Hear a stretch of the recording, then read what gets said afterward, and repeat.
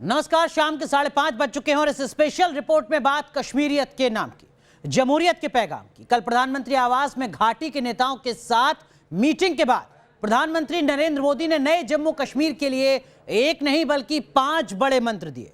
इन 5 मंत्र से पूरे कश्मीर की तस्वीर बदलने वाली है। साथ ही कश्मीर डायलॉग के बाद अब श्रीनगर और दिल्ली की दूरी भी मिट चुकी है। कैसे, दिखाते हैं आपको अपनी इस रिपोर्ट में।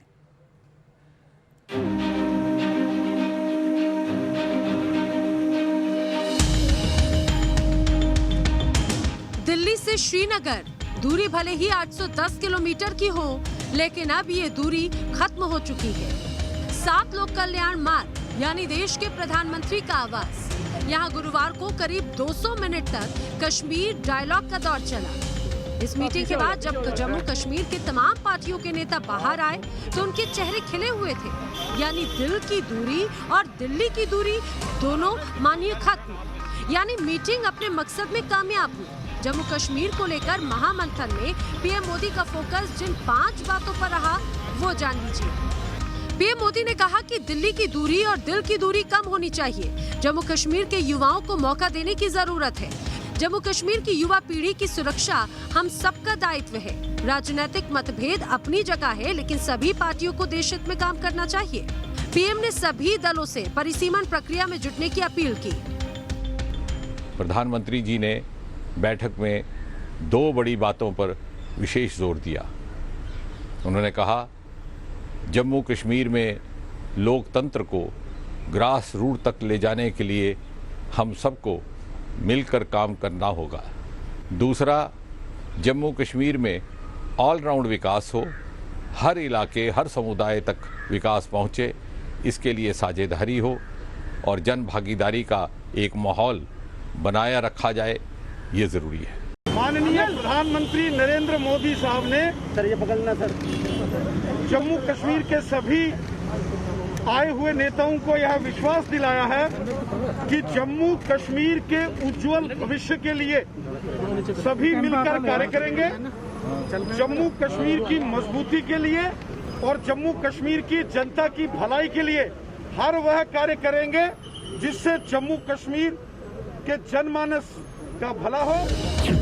नए कश्मीर को लेकर प्रधानमंत्री मोदी की ये बैठक इसीलिए भी ऐतिहासिक थी क्योंकि इस बैठक में जम्मू कश्मीर की 8 राजनीतिक दलों के 14 नुमाइंदे शामिल हुए थे। 14 नेताओं में 4 नेता ऐसे हैं जो सूबे के सीएम रह चुके हैं, जिन्होंने अलग अलग वक्त पर जम्मू कश्मीर की कमान संभाली।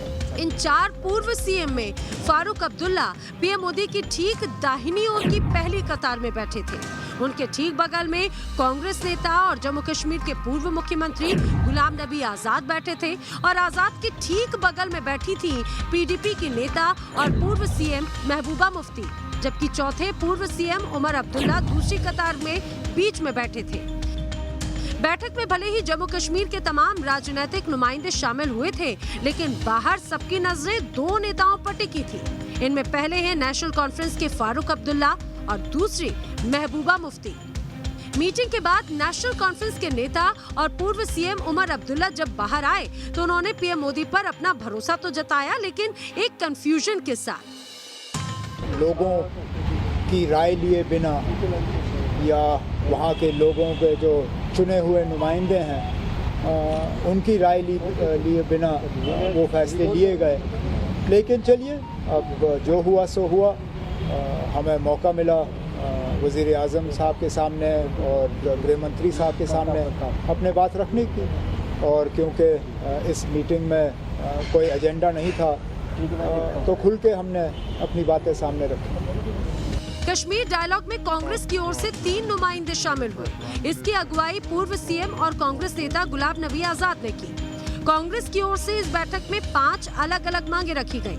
कांग्रेस की ओर से पहली मांग ये थी कि जम्मू कश्मीर के पूर्ण राज्य का दर्जा बहाल किया जाए। दूसरी मांग ये कि राज्य में जल्द से जल्द चुनाव कराए जाएं। तीसरी डोमिसाइल को लेकर की गई। कहा गया कि जम्मू कश्मीर में दोबारा नौकरी और जमीन की गारंटी बहाल हो। चौथी मांग कश्मीरी पंडितों को लेकर की गई, जिसमें कश्मीरी पंडितों की कश्मीर में वापसी की मांग की गई। और आखिरी मांग पॉलिटिकल प्रिजनर जो 5 अगस्त और उसके बाद गिरफ्तार किए गए, उन्हें रिहा किया जाए। हमने 5 बड़ी मांगे सरकार के सामने रखी। एक बड़ी मांग थी कि स्टेटहुड जल्दी देना चाहिए। हम लोगों ने ये भी मांग की कि आप कहते हैं कि लोकतंत्र को मजबूत करना है, तो इसलिए विधानसभा का इलेक्शन भी तुरंत करना चाहिए, डेमोक्रेसी को बहाल करना चाहिए। तीसरी चीज हमने बताई, केंद्रीय सरकार को ये गारंटी देनी चाहिए कि वो भी जब बिल लाएगी तो उसके साथ हमारे ज़मीन की गारंटी, और जो लोकल मुलाजिम हैं, IAS IPS वो तो आते रहेंगे, वो तो हर स्टेट में है, वहाँ भी आते रहेंगे, लेकिन जो एम्प्लॉयमेंट की अभी तक हमारे साथ एक सुविधा थी, वो सुविधा की गारंटी देनी चाहिए। एक और तमाम पार्टियों के नेताओं का इशारा साफ था कि अब दिल्ली और श्रीनगर की दूरी काफी कम हो गई है। तो वहीं महबूबा मुफ्ती ने मीटिंग के बाद फिर पाकिस्तान और 370 का राग आलापा। महबूबा ने कहा कि अनुच्छेद 370 हटाने में आपको 70 साल लगे, हम इसकी बहाली के लिए संवैधानिक और कानूनी लड़ाई लड़ते रहेंगे।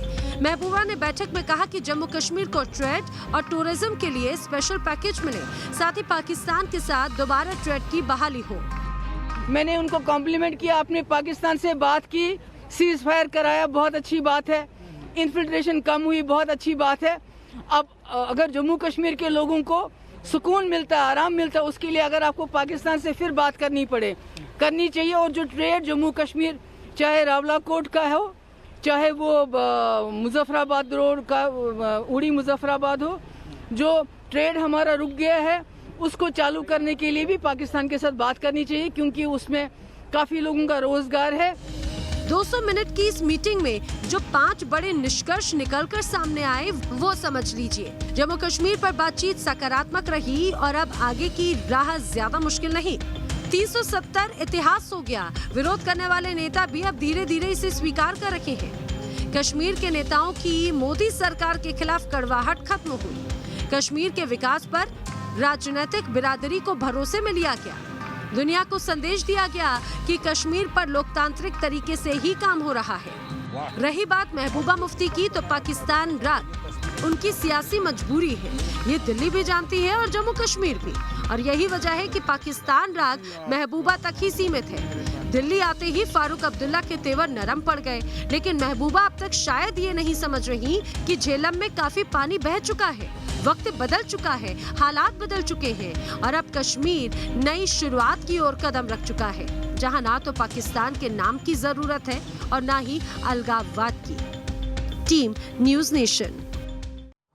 चलिए कश्मीर की बात करेंगे, लेकिन इस वक्त एक बड़ी खबर पाकिस्तान से जुड़ी आ रही है। आपको बता दें कि पाकिस्तान को लेकर क्या कुछ फैसला लिया गया अंतर्राष्ट्रीय स्तर पर, बताएंगे आपको, लेकिन उससे पहले बात कश्मीर की। दरअसल में दिल्ली में हुए कश्मीर डायलॉग में सियासी दलों पर फोकस जहां पूर्ण राज्य के दर्जे की बहाली और चुनाव रहा, तो वहीं पीएम मोदी जम्मू कश्मीर के लिए बड़ा प्लान पहले से तैयार कर चुके हैं। पीएम मोदी का सबसे ज्यादा इंफ्रास्ट्रक्चर प्रोजेक्ट्स पर जोर है।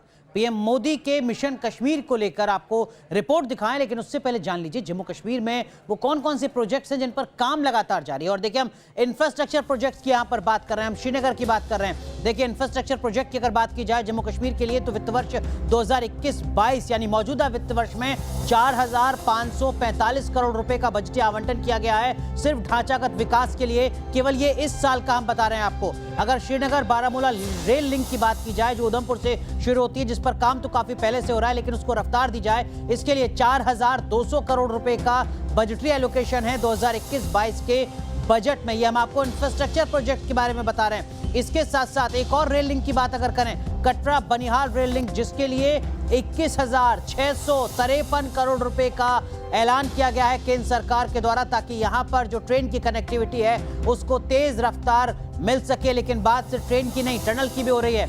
जोजिला टनल के लिए 4,899 करोड़ रुपए का एलोकेशन केंद्र सरकार के द्वारा किया गया है, ताकि काम तेज रफ्तार से आगे बढ़े, इंफ्रास्ट्रक्चर का विकास हो और उसका सीधा असर जम्मू कश्मीर के विकास से जुड़ा है, लोगों के रोजगार से जुड़ा है। बनिहाल काजीगुंड टनल के लिए 2100 करोड़ रुपए का बजटीय एलोकेशन किया गया है। और यहां पर सिर्फ ऐलान खत्म नहीं हो जाते हैं। एम्स, IIT, IIM जैसे संस्थान बनाने के लिए, जम्मू कश्मीर की तस्वीर को बदलने के लिए प्रधानमंत्री 80,000 करोड़ रुपए का ऐलान कर चुके हैं अपने बजट को लेकर, पैकेज को लेकर। इसके साथ साथ इसी वित्त वर्ष में वित्त मंत्री निर्मला सीतारमण ने जम्मू कश्मीर में गैस पाइपलाइन का प्रावधान हो, इसका भी ऐलान किया था।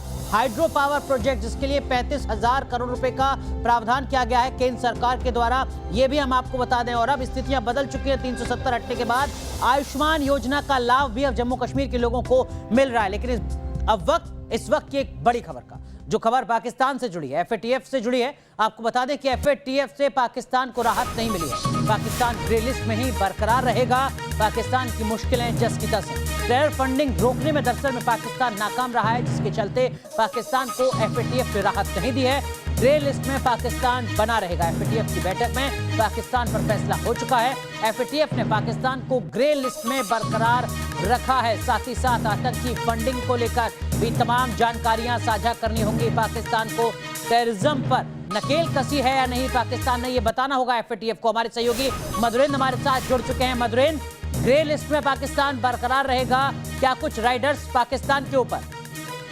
देखिए, आतंकवाद के मुद्दे पर जो ठोस सबूत FATF के सामने देने थे वो नहीं दे पाया पाकिस्तान, और इसके चलते ग्रे लिस्ट में वो बरकरार रहेगा।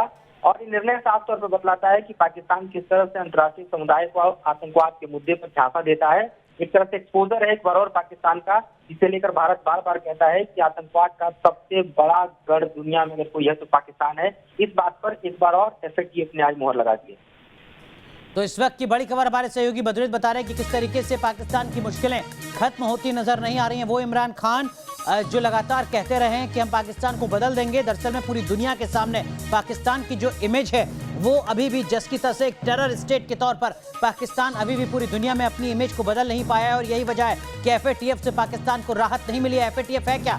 FATF यानी फाइनेंशियल एक्शन टास्क फोर्स, जो तय करती है कोई मुल्क किस तरीके से काम कर रहा है आतंक के खिलाफ, टेरर फंडिंग पर नजर रखती है। FATF मनी लॉन्ड्रिंग रोकने के मकसद से इसकी स्थापना की गई थी। और FATF अगर किसी मुल्क को ग्रे लिस्ट में रखती है, ब्लैक लिस्ट में रखती है, तो इसका सीधा मतलब यह है कि मुश्किलें ज्यादा बढ़ रही हैं उस मुल्क की। और यहां पर सिर्फ एक दो नहीं बल्कि 37 देश हैं FATF के इस पूरे समूह में। हिंदुस्तान का हर नागरिक बेखौफ होकर जन्नत का दीदार कर सके, आजादी से घूम सके। PM मोदी का यह सपना अब साकार होने जा रहा है। PM दिमाग की जगह दिल को और सियासत की बजाय मोहब्बत को ज्यादा तरजीह दे रहे हैं, जिससे मिशन कश्मीर में सड़कों से लेकर स्वास्थ्य और शिक्षा तक केंद्र की तमाम योजनाओं को यहां के युवाओं और जरूरतमंदों तक पहुंचाया जा सके।